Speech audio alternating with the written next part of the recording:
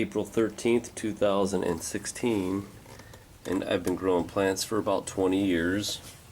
As a matter of fact, this is my redwood seed starter.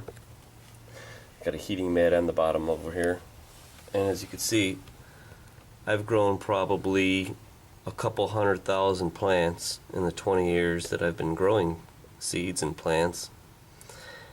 And I came across some mutated cotyledons.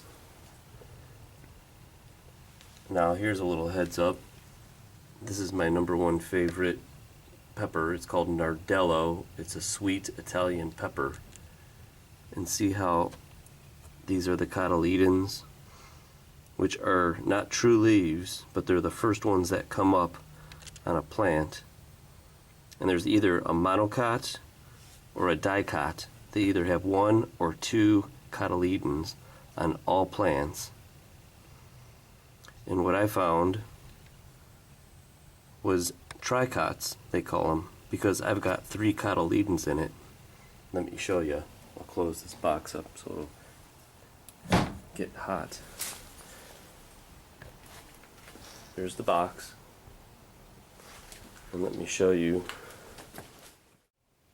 Now, I've found these tricotyledons a couple times in the past, but I've never really thought about it until I started finding all these mutations in the garden, not knowing if it's coming from Fukushima or not. But whenever you have mutations, that means that there is some type of pollution in the environment that's inducing the mutations.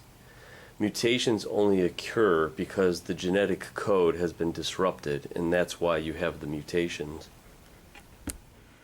Now here's an example of a monocot. You can see it right over here. Now monocots are not exclusive to the grass family. There's a lot of families that are monocotyledons. But see it? It's right there. That's the cotyledon. Mono, just one. Now if you look on this flowering cabbage, you could see 2 outside ones here. Right here and here. Those are the cotyledons, but see how there's 2 of them on each side? That's called a dicot. Now, what I discovered was on these marigolds that I'm growing, there's 3 types of tricots. Now see how the 2 are over there, that they're connected? And there's actually one by itself that is below the dicotyledons. See that? Now here's another one that I found, which is interesting. Now this one, here's the cotyledons, but check out this one. This cotyledon split in 2. So it's actually 2 cotyledons, but there's separately 3. And now if you cruise over to this one over here, here's another tricot, but they're all at the same level. See that? There's 3 of them. Now this is an error in the genetic code. Now I don't think it affects the plant itself, whether you're going to have mutated marigolds. I don't really see that happening.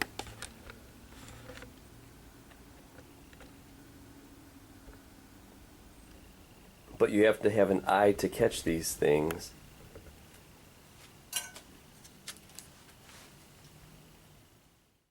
There's my mutant cotyledon. It's a tricot. Now, cotyledons are embryonic organs that might in some cases expand to develop leaf-like structures with photosynthetic abilities. Although they seem to be the first leaves emerging from the seed, they are in fact not true leaves. All flowering plants have either 1 or 2 cotyledons. They're monocots or dicots. Now this could probably still be considered a dicot because there's 2 separate.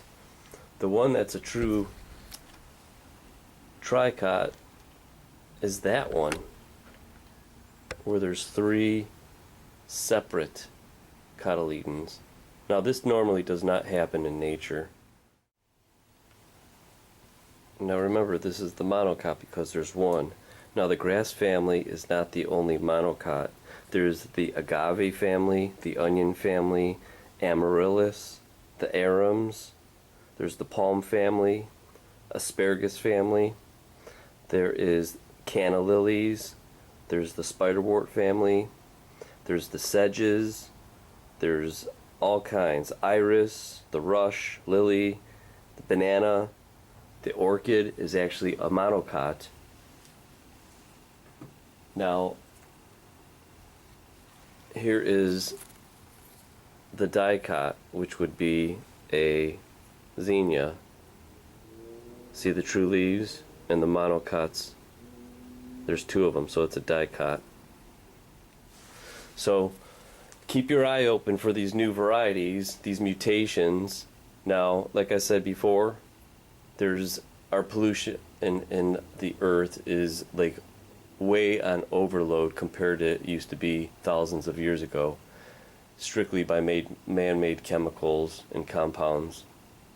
So this is what is causing these mutations.